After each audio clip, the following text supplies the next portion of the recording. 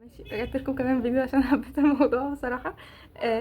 بصوا المرة دي بجد يعني اكتشفت ان انا حبيت الموضوع، لكن ده مور فيه اكتر طويل. يعني بصوا جربوا اعملوا بجد الموضوع ده في البيت، ما بهزرش. آه هو المرة دي ده اطول وكلام تحت بعضه، فده لو هتلاقوني عادي جدا ممكن كذا كلمة، يعني ممكن اقراها غلط او افتكرها كلمة فاقولها فما تطلعش هي. هو في العموم مش هتلاقوا كلمات كتير، يعني دونت وري. لكن ده فيه feelings اكتر، ان هو فيه شعور. يعني حاولوا تحسوا مثلا، مش عارفه اقول لكم بصراحه، اقراها لكم مثلا ان هو من غير احساس بصراحه. يعني الموضوع هنا سو فيه مشاعر جدا. لكن يعني حسوا معايا ماشي، عارفين اللي هو احلموا معايا، حسوا معايا. ماشي يلا هنبدا. ربنا يستر، حاسه ان عيني هتزغلل احنا احنا كله تمام. ماشي. واعملوا بجد، اعملوا مثلا اللي هو اكسرسايز ده، مثلا ان انتوا تجيبوا حاجات اللي هو speak fast and clear على التيك توك، في اي حته شوفوا اي حاجه ممكن يكون على اليوتيوب، تيك توك، انستجرام، اي مكان، لكن على الاقل اعملوه مره في اليوم. ان هو كده كده يعني مش هياخد اكتر من دقيقتين يعني. ماشي، هو ده دقيقتين و30 ثانيه معلش هنيجي عليكم. ماشي يلا بينا نبدا. على فكره الكلام ده انا اول مره اقراه قدامكم، فانا مش متمرنه، فيعني كده حسوا معايا. اخد نفسي، اخد نفسي، يلا يلا بينا هنقراه اهو لاول مره. انا محتاجه النضاره عشان انا عيني بتزغلل. دي حاجه. لكن في العموم انت عادي جدا، هو مش هيكون بيرفكت يعني. على فكره مش بقرا كتير، ودي حاجه. وبلس انا ما بقراش ان هو بسرعه، فعادي لو نطقنا غلط، لو قلنا كذا كلمه غلط. عادي ممكن نعمل ستوب ونعيد الفيديو تاني. النضاره راحت فين؟ استنوا بس، جبتلكوا النضاره عشان انا عيني كانت بايظه خالص كده. مش فاكره بايظه، انا بشوف من قريب، هو حرفيا يعني اقل من الدراع. فهو بجد الدراع قدامي، فمش بوينت ان هو انا مش شايفه، هو انا عيني مزغلله. ماشي في العموم يلا بينا نقرا. لو مستغربين من هيئتي والضفيره والقصتين اللي ورا مني، فانا لسه راجعه من الكورس، ف دونت جادج، دونت جادج. احنا من هقول لكم، نسيت الكلمه. انا نسيت الكلمه بالانجلش وبالعربي بنساع بعض. هنعمل كده لبعض، يلا بينا هنشجع بعض. نقول تاني ده زي ما قلنا في مشاعر اكتر، اطول، في كلمات اصعب. فعادي جدا كلمه ما اعرفش اقراها اتس اوكي، برق لها اتس اوكي دونت وري. انا رياكشناتي عارفه بتكون غريبه شويه، لكن يعني بنعدي مع بعض. ماشي ماشي يلا بينا نبدا. Speak fast and people pleasure is something many of us learned without even realizing it. Maybe it started in childhood, when keeping others happy felt like the safest thing to do. Maybe it came from wanting to be liked, to fit in, or to avoid the conflict. Whatever the reason, it can become ماشي, it can become a habit, one that makes you believe your worth is tied to how much you do for others. But constantly putting yourself lost isn't kindness, it's self-neglect. بص انا سبت سبيس ازاي. At first it doesn't seem like a problem. You say yes when you wanted to say no. You push yourself feelings aside to keep the peace, and telling you and and you tell yourself you are just being considerate. But over time it wears you down. You start feeling drained, unappreciated, even invisible. And the hardest part, the more you give, the more people expect. It's not that they are bad people, it's just that you have told them that you need don't come first. اللي هو مش عارف ما بجيبش صح. I سبت space. But here is the truth. You are allowed to take up space. You are allowed to say no without explaining yourself. You are allowed to disappoint people sometimes. Setting boundaries doesn't make you selfish. أحي selfish. Uh, it makes you human, and the people who truly care about you will respect that. The the ones who only stick around when you are bending over backward for them. They were never really there for you, just for what you could do for them. Choosing yourself isn't an act of rejection, it is an act of self-respect. You are not here to make everyone else comfortable at your own expense. You deserve you deserve relationships where love and care flow both ways. It's okay to be kind, but don't forget, you deserve the kindness too. Kindness too. في كلام كتير قلته غلط عدلته بعديها عادي جدا. كلنا بني ادمين، ممكن عادي جدا اشوف كلمه افتكر حاجه بتطلع حاجه تانية. اتس اوكي. اهو ممكن. يلا بينا نخش كمان واحد، اخر واحد عشان نقراش زوجي، نقرا فردي. ماشي. Speak fast and clear. The courage to let go and grow. Sometimes the hardest part of moving forward is acknowledging what we must leave behind. The past often holds memories, people, and versions of ourselves that once brought comfort and meaning.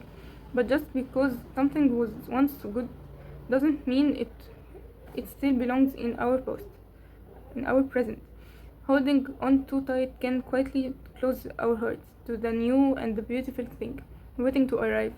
To make room for what had we have sometimes needed to loosen our grip and trust that sometimes meaningful can grow from the space we create. Letting go isn't about forgetting or erasing the past. It is about making peace with it. Everything that we are experienced has served us, has shaped us. But not everything needs to stay with us. When we carry too much of yesterday into today, we risk weighting ourselves down, missing what's meant for us now. Choosing to release what no longer fits isn't a sign of weakness or betrayal. It is a sign of growth. It's a quiet way of telling ourselves that we deserve to move forward with intention, not regret. New beginnings often arrive without warning, softly and uncertainly asking us to trust. But trust can be hard when we are still wrapped in what was. Sometimes it's not the future that far away, just that we are too crowded with yesterday to let it in. Letting go feel like a loss, but in reality it creates the space for something new to take root. It's not about rushing change, but about being being open when it finally arrives. So if you feel sometimes good trying to reach you a new opportunity, a gentle kind of peace, a deeper love, consider what you might still be clinging to. Grieving the past in human is human. That taking your time is allowed. But healing is not, it's not only about closure. It's always about opening when we finally let go. Even just a little, we begin to make space for something better. And perhaps that's what growth truly is. Learning to release the past not because it meant nothing, but because we are ready for something more. بقول كلام غلط بعيده عادي جدا. ممكن اعيد الجمله من اولها لغايه اخر الفول ستوب، او الجمله لو هي قريبه. لو بعيده فخلاص انا عيني زغللت نرجع تاني. يلا بينا بقى نذاكر. فدي ده tips and tricks انا بعملها. بس يا في حاجه برضه عايزه اقولها، ان هو انتوا لو ركزتوا وانتوا بتتكلموا بالانجلش على كل جرامر انتوا بتقولوه، ف انتوا مش هتتحركوا. هو بجد انتوا لو قعدتوا تفكروا بقى كل فيرب اسمه ايه ده، كل فيرب وكل كلمه وكل حته انا بنطقها صح ولا لا، الجرامر هنا صح ولا لا. محدش بيعمل كده، مفيش حد. يعني انتوا بتتكلموا بالعربي عمركم ما هتركزوا ان انتوا كل كلمه بتنطقوها صح ولا لا. لو في كلمه غلط وانتوا حسيتوها فعلا غلط، انتوا بعدين بتعدلوها عادي جدا. يعني انا كساره بكلم كتير كلمات عربي غلط في النص، يعني ما تفهملهاش معنى هي بتقول ايه، لكن انا برجع اصلحها. فاحنا بني ادمين، فاحنا ركزوا في الحته دي. احنا ولا بنركز على كل فوكاب جديد ده احنا اتكلمناه. احنا بس لو في كلمه حسينا ان احنا بننطقها غلط نروح نسمعها، او كلمه جديده او حاسين ان هي مؤثره في معنى كونفرسيشن اللي انتوا بتتكلموا فيها، او الفيديو مثلا، الفيلم مثلا بيتكلم عن في كلمه معينه بتتكرر كتير لكن انتوا مش فاهمينها، فانتوا بتروحوا وبوينت ماي بوينت فيو ما تخشوش على كتب الانجليش اللي هو فانتسي وكده. ليه بقى؟ عشان هما اصلا موضوع خيال، فانتوا هتلاقوا كلمات غريبه فانتوا مش هتكونوا فاهمينها. فانتوا خليكم مع الروايات اللي هو رومانس او وات ايفر، اكشن، دراما، اي حاجه من الحاجات دي. خليكم معاها في الاول، بعدين خشوا في اللي هو اونو نو فيكشن مان وحاجات كده بالراحه علينا، عشان هو بجد مش حاجات. لكن انا بدات على طول في اللي هو فانتازيا وكده، فيعني يعني الكتاب اللي انا كنت بشرحها لكم هو باولز، هو بجد احلى كتاب انا ممكن اقراه في حياتي. لكن هي البوينت ان هو يعني كان في حاجه اسمها اليتس و... ومش عارفه ايه وبجد كان في كلمات اللي هو والستيكي بونز، اللي هو يا جماعه الحاجات دي انا مش فاهماها. فان هو هي معناها ايه؟ فان هو هل مثلا ده جرامر جديد؟ لا، يعني هو ده مش الستريت توك. اللي هو بص، هو برضه في حاجه اسمها ستريت توك اللي هو لغه الشوارع دي ما بيننا وما بين بعض. لكن يعني اه او في برضه بلدان بيتكلموا انجلش فيها expressions و items كتير، فلازم تكون عارفين. يعني مثلا زي مثلا trains cat and dogs، هي اكيد ما بتشتريش قطط وكلاب دي اكيد. ده زي expression ان هو بيقول لكم ان هي فعلا بتشتي جامد يعني. شوف عندنا سكينة في الحلاوة يعني سهلة. هنا مثلا بيس اوف كيك، حاجات كده. ففي حاجات كده المفروض تكون عارفينها. اصلا عندي هنا نتعلم مع بعض. البتاع ده هيتقسم ل3 اجزاء لكن صغير. بص، احنا علينا ايه؟ احنا اول حاجة علينا هما 3 يونتس، مش كلهم. يعني هو لغاية يعني هو بص هوريكم. هو 1 1 2 1 3 دي اول يونت. تاني يونت تاني يونت 2 1 و 2 2 و 2 3 وخدنا لغايه 3 1. ماشي يعني هما يعني 7 دروس. ماشي، اول حاجه عندنا ايه هما؟ الكوميونيكيشن today. ماشي، الكوميونيكيشن او في الجرامر ناخد present simple و present progressive. ال present progressive هو present continuous، ف don't worry. عندنا ايه تاني؟ يلا بينا نذاكر اول يونت مع بعض. ولو لقيتوا 4 فيديوهات it's okay، يعني انا بذاكر معاكم. انا بذاكر انجلش ازاي؟ بالحب جمعنا هنتجمع كلنا. حل كتير حلو، مفيش اي حاجه غير حلو بجد عليها كتير هتنفعكم. كراسه بتاعت المدرسه انتوا اكيد زمانكم شفتوها اهي انا اي جي سي انا بجد بحب مدرستي، لكن ما بحبش اقول لحد ان انا مدرستي ايه. مش عشان مش بحبها او الكلام الغريب اللي بيتقال ده، لا.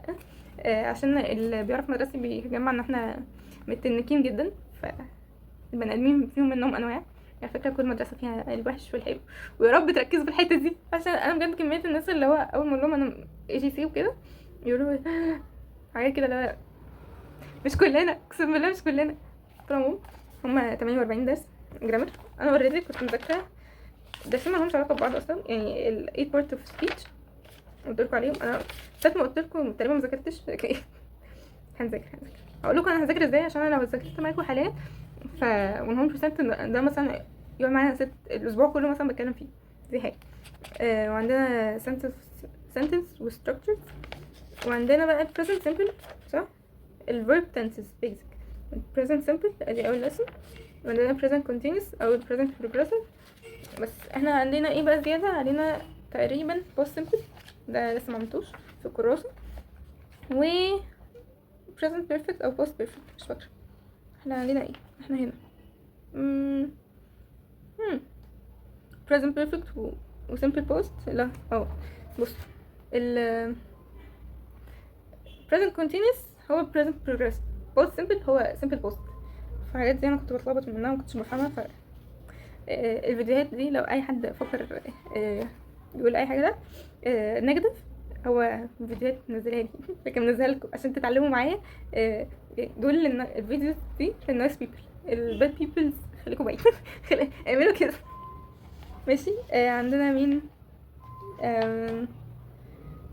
بصوا، هو حاجه هو American Language Hub، اسم الكتاب Students Book.